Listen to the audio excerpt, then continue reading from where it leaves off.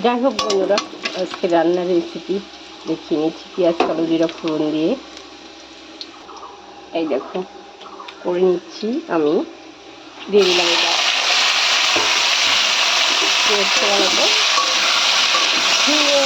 আলু দিয়ে পাতলা মাছ। এই দেখো পাতলা মাছটা দিয়ে দিচ্ছি। তো আমি একটা হলুদ দিয়ে দেবো পরিমাণ মতো। তো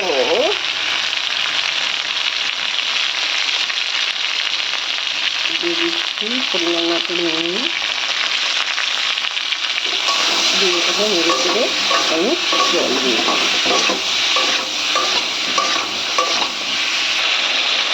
এবার দেখো আমি এর মধ্যে আদা বাটা কাঁচা লঙ্কা দিয়ে দিলাম। আগে আমি করে নিলাম। এই দেখো কুমড়ো দিয়ে একটা সবজি, কালো জিরে পেঁয়াজ কাঁচা লঙ্কা চিড়ে দিয়ে, ঠিক আছে। এবার যখন কষানো হয়ে গেলে আমি পরিমাণ মতো জল দিয়ে দিলাম।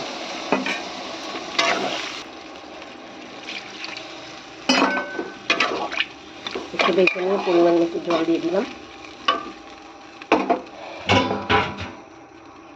এবার আমি দেখিয়ে দেবো।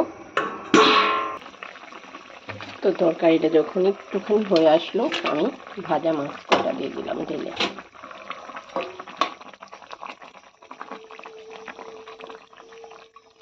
এবার আমি নামানোর আগে একটু পেঁয়াজ রাঁধুনি, একটু ধনে গুঁড়ো বাটা দিয়ে দেবো।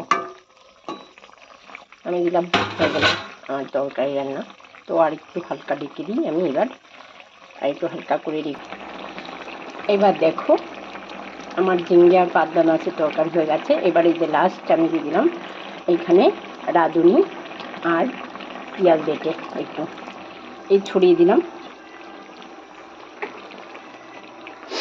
আর দেবো আমি একটু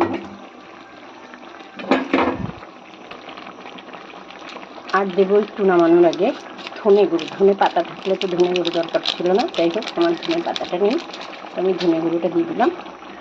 তো এই যে হয়ে গেল আমার ঝিঙে আলুর তরকারি পাবদা মাছের।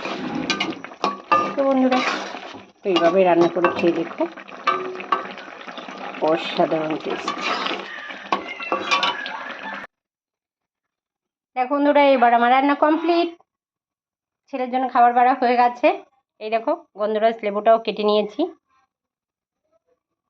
এই বসে পড় খেতে।